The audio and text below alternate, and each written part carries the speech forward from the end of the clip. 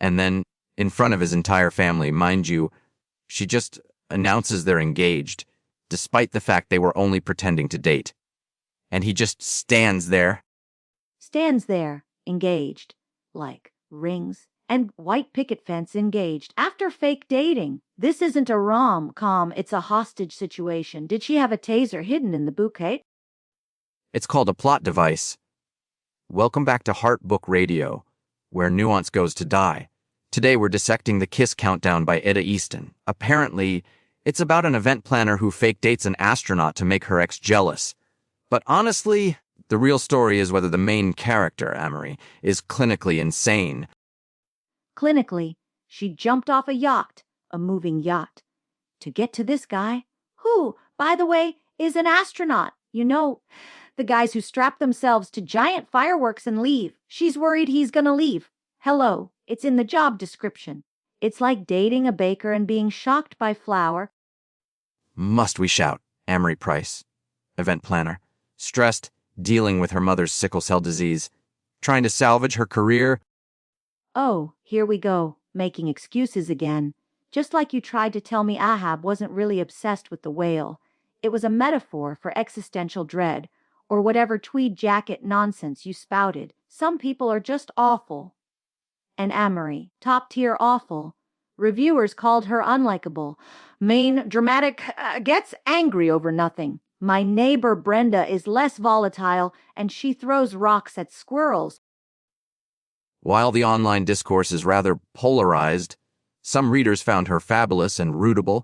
They see a woman under pressure, perhaps misinterpreting her partner's focused, scientific communication style. Focused? Scientific. You mean Vincent, the astronaut dream boat, the guy who sounds like a golden retriever, puppy mixed with Stephen Hawking. People online think he might be autistic coded. He info dumps about space because he loves it.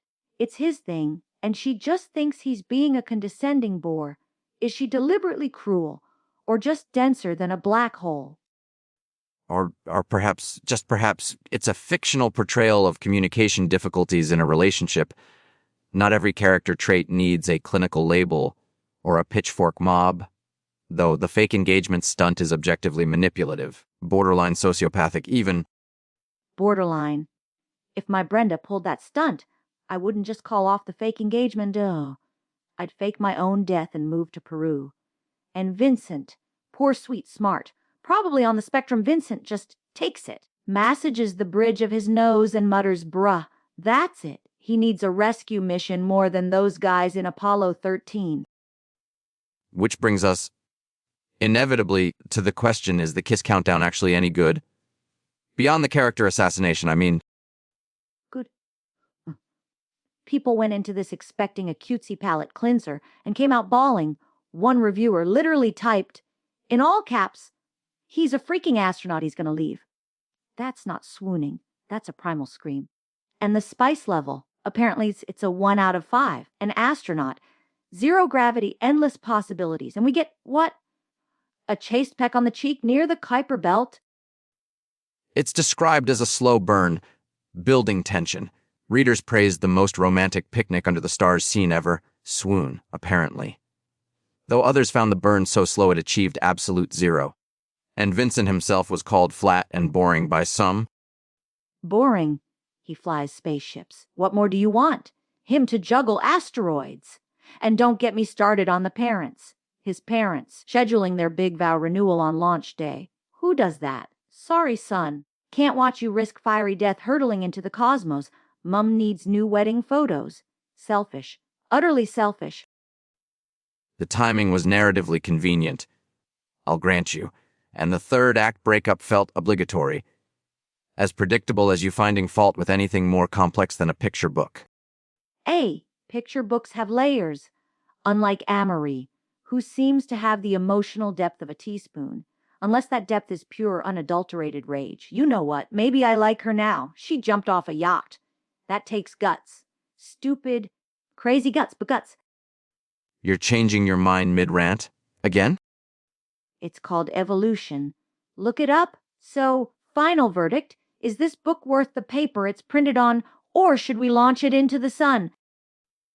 It's Complicated. For its exploration of black love themes and the sickle cell representation, commendable.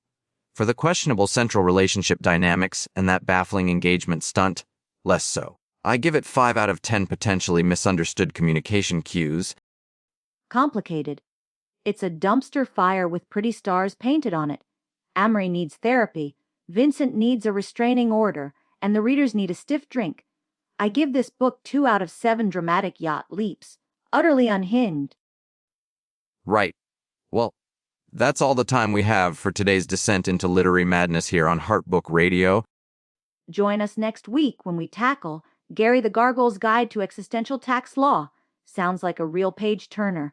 Probably still less infuriating than Amerie. Bye!